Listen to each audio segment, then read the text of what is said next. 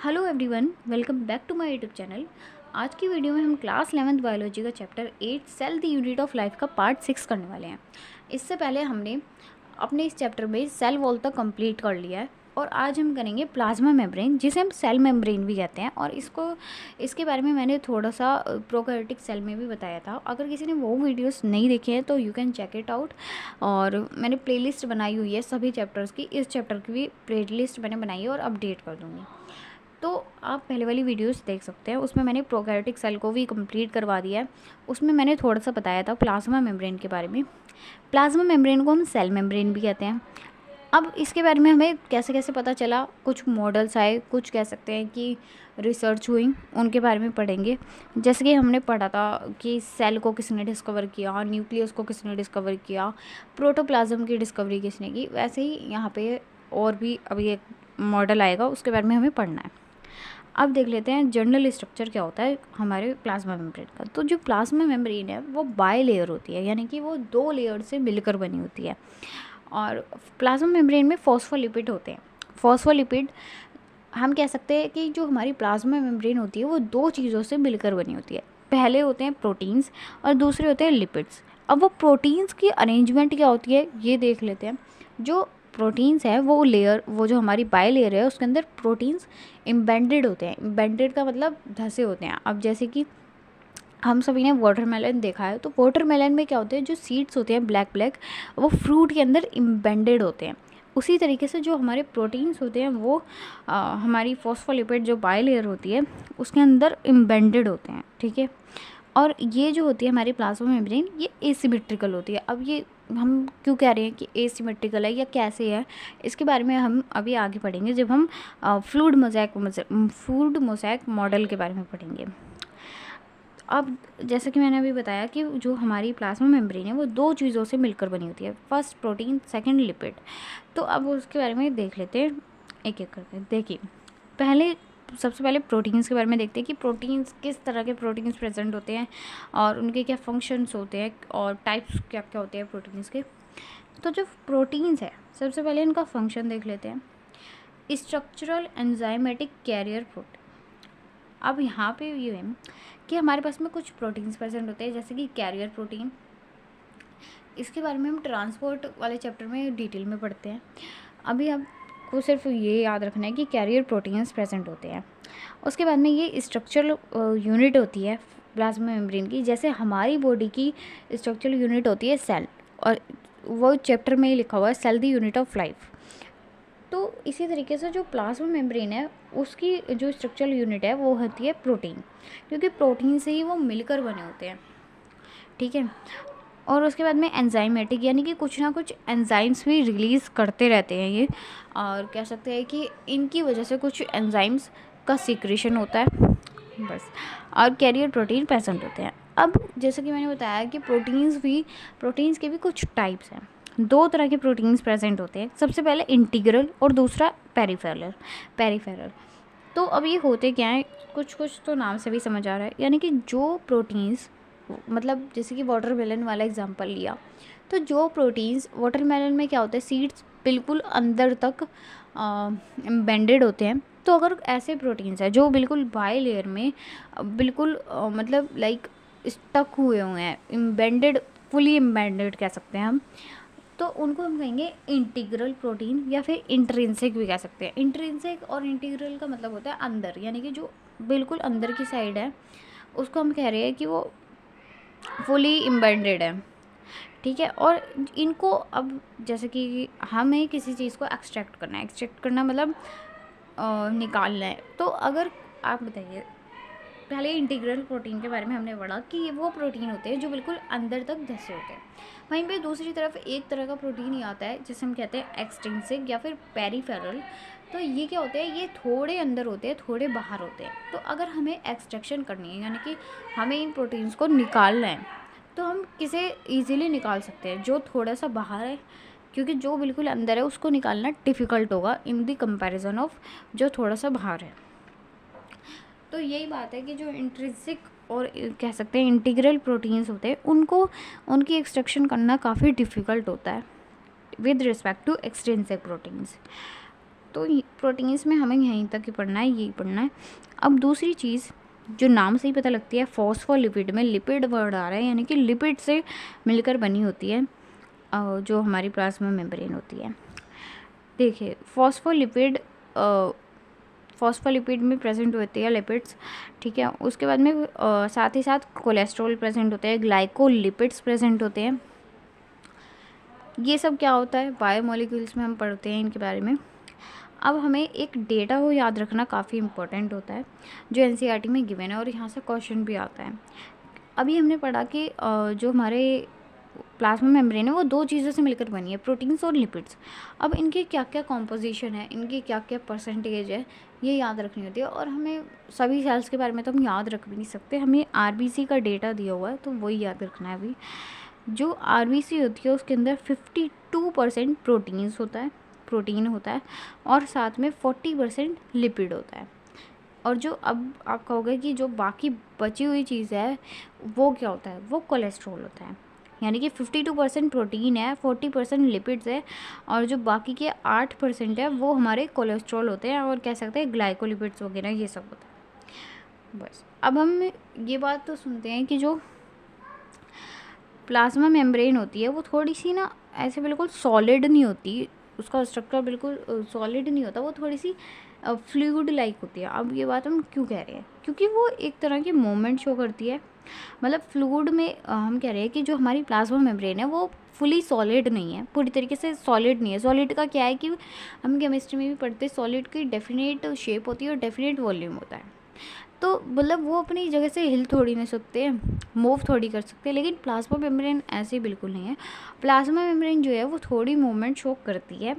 अब plasma membrane में भी दो चीज़ें हैं, एक प्रोटीन और दूसरा लिपिड।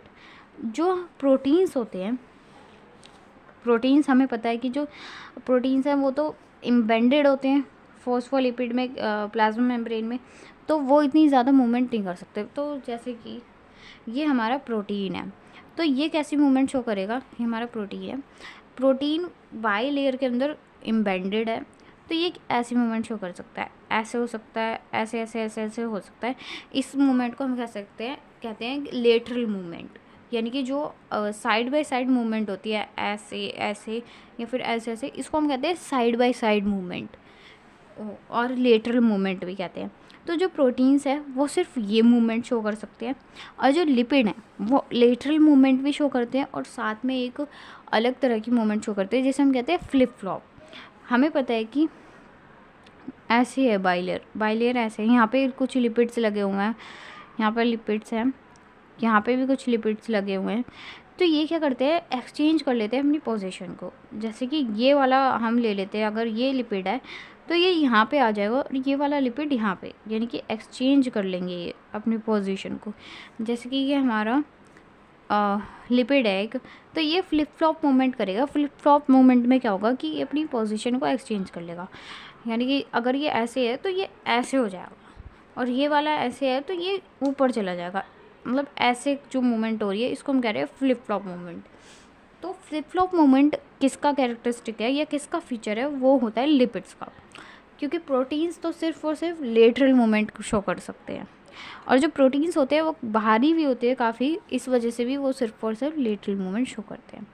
अब अगर कोई सॉलिड चीज़ होएगी जो फुल्ली सॉलिड है, क्या वो कुछ मूवमेंट ऐसे शो कर पाएगी? नहीं, ये मूवमेंट सिर्फ और सिर्फ फ्लूइड से शो कर सकते हैं, ना कि सॉलिड। तो हमें यहाँ से पता लगता है कि जो हमारे प्लाज्मा मेम्ब्रेन है वो फ्लूइड नेचर की है, फुली सॉलिड नहीं है, फ्लूइड नेचर की है। और ये हमें पता चलता है फ्लूइड मोज़ेक मॉडल से। फ्लूइड मोज़ेक मॉडल यही बताता है कि फ्लूइड नाम से ही पता लग रहा है कि कुछ फ्लूइड जैसा स्ट्रक्चर है प्लाज्मा मेम्ब्रेन का, और ये मॉडल हमें दिया था सिंगर एंड निकोलसन ने 1972 में। इनका साइंटिस्ट का नेम याद रखना काफ़ी इंपॉर्टेंट है, सिंगर एंड निकोलसन ने फ्लूइड मोज़ेक मॉडल दिया था। उसके बाद में अब जैसे कि हमने सेल वॉल में पढ़ा था कि सेल वॉल के कुछ फंक्शंस होते थे, जैसे कि most important function cell wall का ये होता था कि वो सेल को बर्स्ट होने से बचाता है। तो इसी तरीके से प्लाज्मा मेम्ब्रेन के भी कुछ फंक्शंस होते हैं, जैसे कि देख लेते हैं cell division, cell growth. Cell division और सेल ग्रोथ में प्लाज्मा मेम्ब्रेन हेल्प करती है। उसके बाद में दो चीज़ें आ जाती हैं हमारे पास में, जैसे कि एंट्री में भी दो चीज़ें हैं, एंट्री और एक्सोसाइटोसिस।